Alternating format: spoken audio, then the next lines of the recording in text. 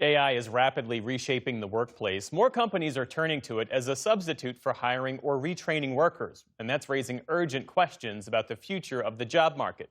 For many families, the uncertainty can feel personal. What kinds of jobs will their children or anyone entering the workforce years from now actually have? Robert Reich is a professor of public policy at University of California, Berkeley, and the former labor secretary under President Bill Clinton. And he wrote about this recently in his Substack essay titled How Your Kids Will Make Money in a World of AI. And he joins us now. Thanks for being here. Delighted. How are you, Jeff? I'm doing well, and I have wanted to speak with you ever since reading your Substack because of the really interesting way you categorize work. You say there are three categories of jobs: making, thinking, and caring. Which of these do you think is most at risk from AI, and why? Well, the making jobs really have been automated over the last 30 to 40 years. You go into a manufacturing facility today, and it's mostly computerized machine tools.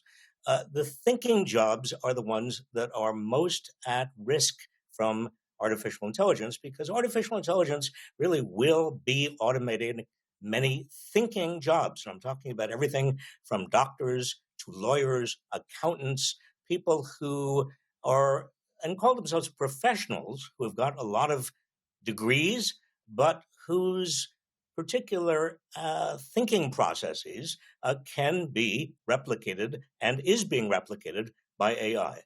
What role do you see for education, universities, schools, vocational programs in adapting to this new AI-shaped economy? Well, there are certainly going to be jobs in improving AI and in installing and servicing AI.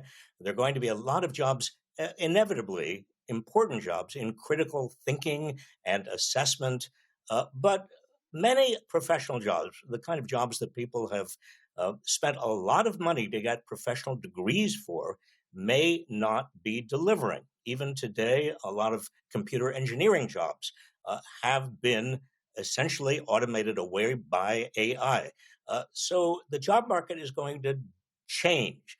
Now, the caring jobs, the third category of jobs, the people who provide personal care, whether it's child care or elder care, nurses, psychotherapists, people who are in the job of, if you will, empathy, their jobs will not easily be replaced by AI, because the essence of caring jobs is humans, human touch, human contact, human caring. AI may pretend and convince some people that there is a human being operating on the other side of the screen, but ultimately, human touch is going to be incredibly important. There was a time, though, when kids who had an aptitude for math or science were encouraged to learn coding. But with AI, to your point, making some of those coding jobs now obsolete, the ground has shifted. So what should parents be prioritizing today to best prepare their kids for the jobs of tomorrow?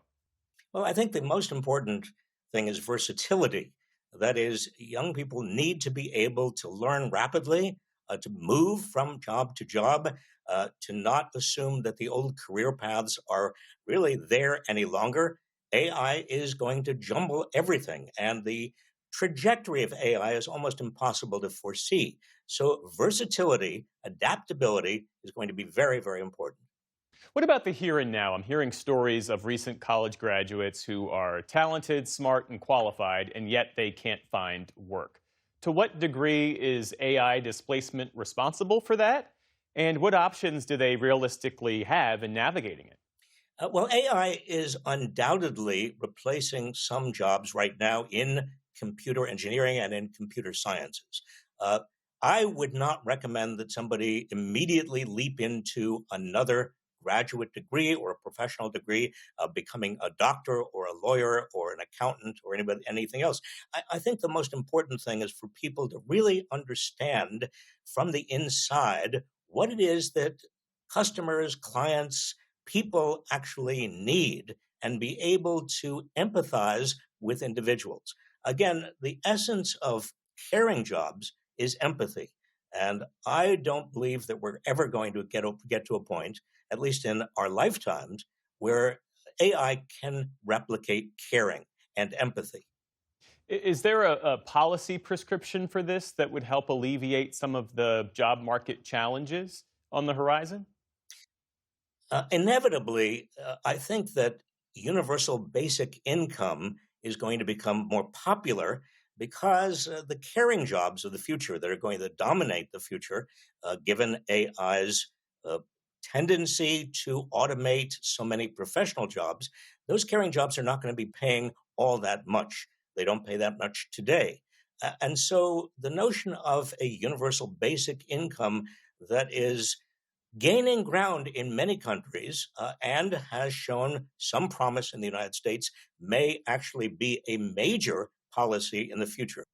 In your new book, Coming Up Short, you argue that the baby boomer generation squandered much of the prosperity it inherited. Given that history, how do you see today's generation navigating the rise and the promise of AI? Is there a risk that they repeat some of the same mistakes and come up short in their own way? How can they best leverage the advances of this incredible technology? Well, there is obviously risk of them coming up short as well. But I have enormous faith, Jeff, in the young people today. I have been teaching for 44 years. My most recent students and the generation of students I've taught over the last 4 or 5 years, they are more dedicated and committed to a better world.